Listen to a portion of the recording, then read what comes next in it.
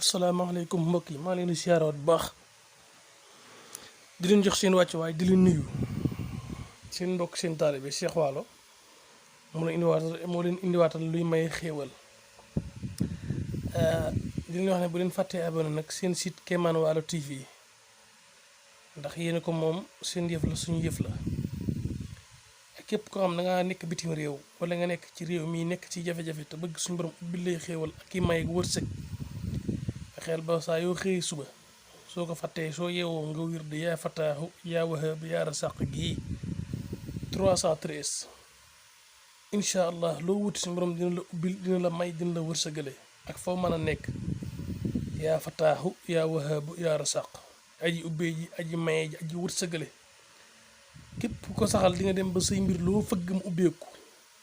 waaw loo dem fëgg mu ubbeeku ba ngay naagu sax waaw bu leen fàttee abonné seen site Kéemaan Waalo TV ñoo ngi jégalu nag ci yeex dugal vidéo yi li leen waxoon rek yéen a ko waral ndax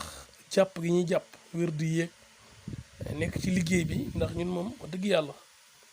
ku ñuy liggéeyal fii mbir mu sottiwu du ñu am jàmm waaw loolu mooy suñu yitte ñun waaw liggéey moom sotti rek incha allah loolu lañ ndax suñu borom moom dañ koy ñaan rek moom lépp waaw xul addoxo la xaw addoxo rahmaan nañ ko ñaan ci turam yi may ñu waaw képp ko xam daal yaa ngi nekk ci mbir wala nga nekk fenn fay jafe-jafe tëju amoo wërsëg di fëgg muy dëgër nga am amee ci jafe-jafe saa yoo xëyee saxalal lii yaa fa taxaw yaa waahab yaa rasaq sooy wuti def ko incha allah rabbi suñu borom dina la yombal dina la ubbi bu leen fàtte abonné seen site Kéemaan Waalo TV ñoo ko moom incha allah jërë ngeen jëf